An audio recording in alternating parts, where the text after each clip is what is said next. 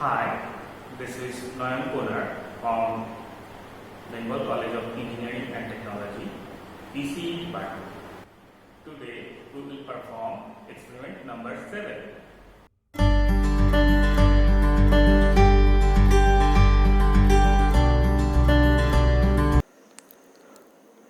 Today's experiment is SR flip-flop using NAND gate. This is the circuit representation of SR flip-flop. We are using NAND gate to represent this SR flip-flop. So 4 NAND gate are used, the corresponding pin numbers are displayed. We have S and R as input, Q and Q bar are output. We have another input, that is clock input. We use a logic switch for clock input here. Now initially clock is 0. When we apply clock, the flip-flop will function.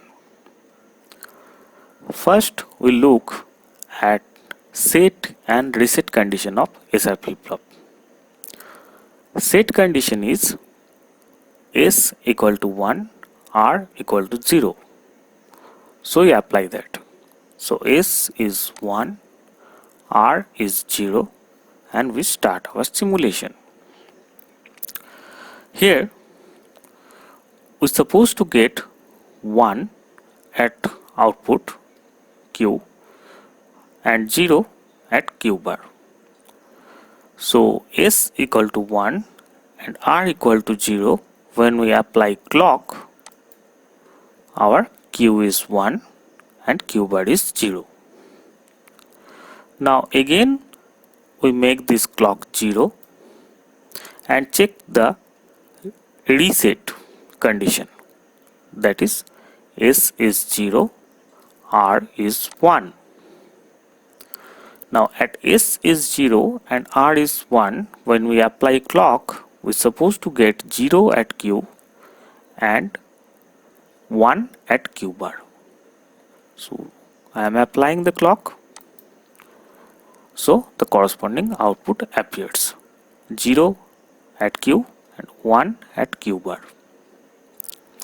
Now again we make this clock 0 and check the 0 condition of SR flip-flop. Suppose this was our last condition, so we make S equal to 0 and R equal to 0. Now when we apply clock, this condition should remain the same, which means no change. So now I am applying the clock, so no change happens. Again, to check this, we make this flip-flop set. So S equal to 1, R equal to 0, I am applying the clock, so corresponding output is there. Now again I am making this clock 0 and make the input condition S is 0, R is 0. So when I apply the clock again, this condition will remain same, because at 0 0 our output will not change. So S equal to 0, R equal to 0, I am applying the clock, the output remains same. So that is the 0 condition of SR flip-flop. Again I am making this clock 0.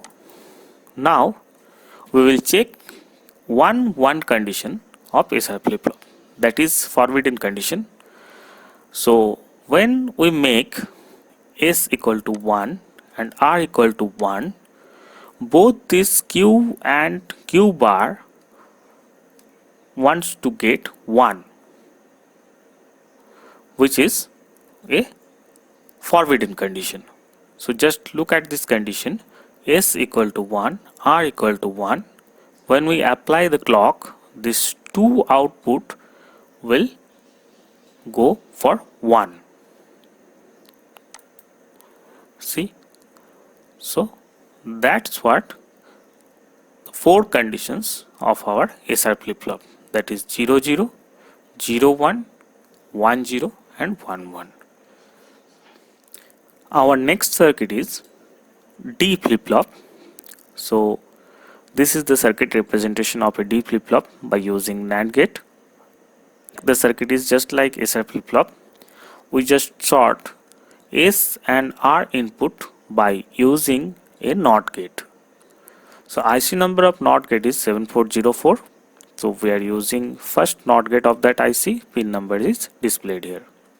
Now if I use 1 as input, the S input will be 1 and the R input will be 0. And when we use D is equal to 0, the S input will be 0 and R input will be 1, which means in SR's truth table 0 1 and 1 0 condition is applied in D flip-flop.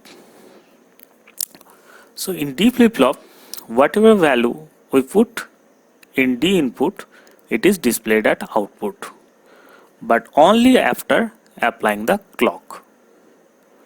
So here our clock is 0 now, so flip-flop is not in operation. So when D is 0, we should get 0 at output.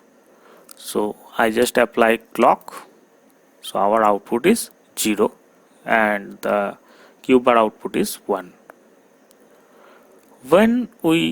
So again I make this clock 0, and when we apply D is equal to 1 and make this clock 1, so Q is equal to 1 and the Q bar output is 0. So that's why it is delay flip-flop. The same output we get whatever we apply at input, but after a clock period. So that is the significance of the delay flip-flop. In next part we will watch the circuit implementation of the flip-flop in breadboard environment.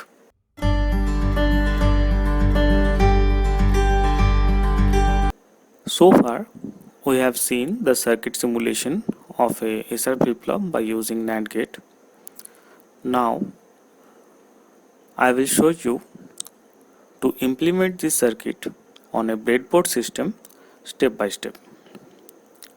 So first, if you look at the circuit very carefully, we can see there are internal connections in the NAND gates.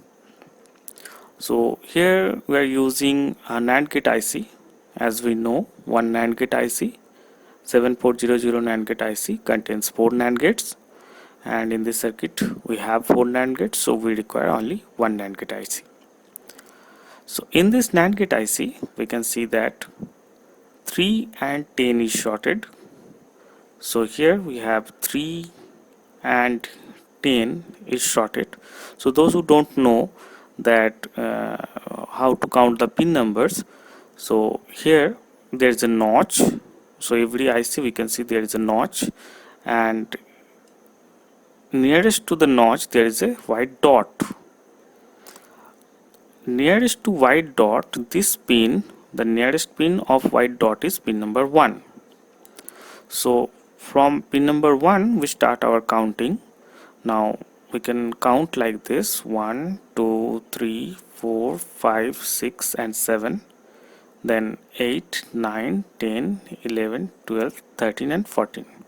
So in every IC in our breadboard system, first we just add a ground and VCC to the IC. So here we have added VCC at pin number 14 and ground at pin number 7. So first we just connect VCC and ground to the IC, then we do all other connections. Here we are using this green LED for Q output and this red LED for Q bar output. Both the cathode of these LEDs are grounded, and anode will connected to the corresponding output terminal of this IC. The internal connections of these NAND gates are 3 to 10. So 3 to 10 is shorted. So 3 and 10 is shorted by this wire. 6 and 13 is shorted. So here you can also see that 6, this pin is 6 and this is 13 is shorted. Here we have also 9 and 11 is shorted. So 9 and 11, so this pin is 8, this is 9, so 9 and 11, these two are shorted, and 8 and 12 is shorted, so 8 and 12 is shorted. After that we have one more shorted connection, that is 2 and 4. So 2 and 4 is shorted and is connected to a clock. So I am using a push button for clock. So push button is directly connected to VCC and the output of the push button is connected to pin number 2. So when we push this switch, we are supposed to get 1 at this pin. So that will act as a clock of our circuit.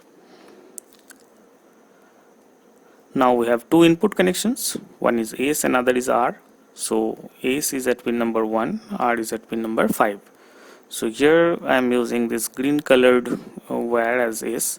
So S is connected as pin number 1 and this blue wire has pin number connected to pin number 5. So that is our R. Now the output connections are 8 to Q. So 8, so this is our 8, pin number 8 to Q. It is connected to this green LED and that is acts as a Q, and 11 to Q bar. So this is 11 and it is connected to this red LED and this red LED will act as Q bar. So that's our connection. If we implement the same connection in breadboard, we will get the output. So I make this connection such a way that it looks very clean. The circuit does not look that much clumsy, so that helps to reduce our error and I will get a proper output in a very short period of time. Initially we just look at set and reset condition of the flip-flop. So at S equal to 1 and R is 0 is our set condition. So when S is 1 and R is 0, we just apply the clock and we should get 1 at Q and 0 at Q bar.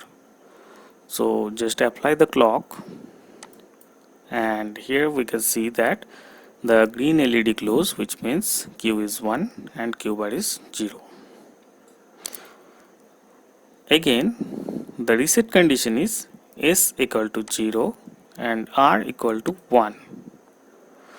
So if we don't apply clock, nothing will happen because this SR flip-flop is not operational without application of clock. So at S equal to 0, R equal to 1, when we apply the clock, we are supposed to get 0 at Q and 1 at Q bar. So here I am applying the clock. We can see very clearly that this green LED is off and this red LED is on, which means Q is 0 and Q bar is 1. So set and reset condition is checked. Now I will check the 0 condition, which is no change condition. In this case, suppose this is our situation where Q is equal to 0 and Q bar is 1.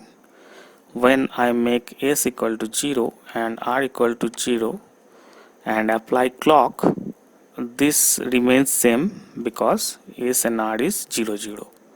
So S0, R0 and I am applying clock, so no change is there, which means at S0, R0 there is no change.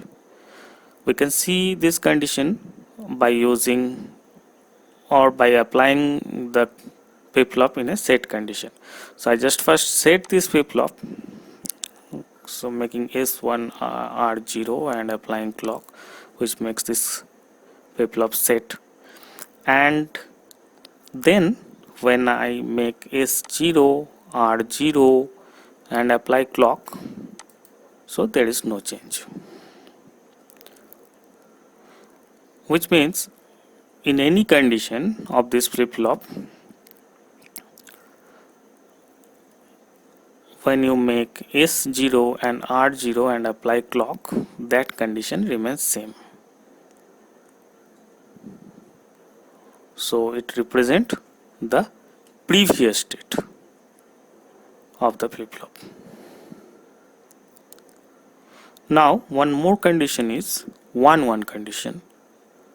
So when I make 1 is equal to 1 and R equal to 1 and apply the clock, the both LED wants to be in the state of 1. So I am just applying the clock and I can see that green and red LED both close, so both the Q and Q bar wants to be 1, which is a forbidden condition.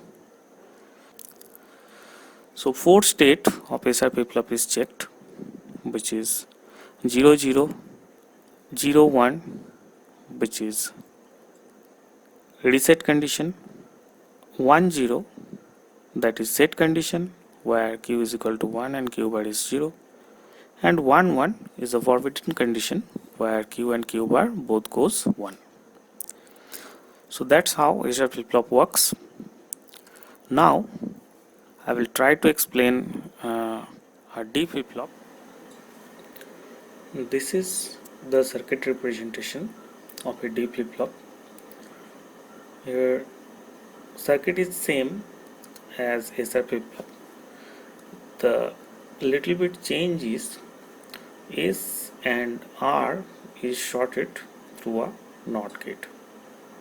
Now the NOT gate IC number is 7404.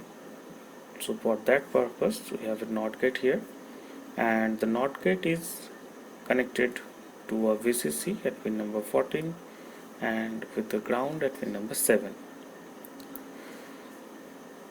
So at pin number 1 of NAND gate is input, so this green wire is our input and it directly goes from S to pin number 1 of NAND gate, and the same input is connected to pin number 1 of NOT gate. So here we can see the same input is connected to pin number 1 of NOT gate. So this green wire is connected to pin number 1 of NOT gate. Now 2 of NOT gate is shorted to pin number 5 of NAND gate. So here we have 2 of NOT gate is connected to pin number 5 of NAND gate. So that's make this circuit complete. So this is our circuit for D flip-flop. When we realize this circuit, we can see that for any given input it is displayed at output, but only after applying a clock. So that is the significance of a D flip-flop. When we start this simulation, so here we have 0 at input, so that is D input. When we apply clock after applying this input, the flip-flop is operational and we have 0 at output Q. The complementary output, that is Q bar, is 1. Now when I change the state and make this D as 1, nothing will happen if I don't apply this clock. So when I apply clock, so that time this green LED glows, which means Q is 1 and Q bar is 0. So that is our D flip-flop, which means whatever input I apply, it will appear at output, but only after applying the clock. So when I make this 0 and apply clock, then we have the corresponding output. So that was the circuit representation or circuit implementation of a SR and D flip-flop on a breadboard system. Thank you for watching.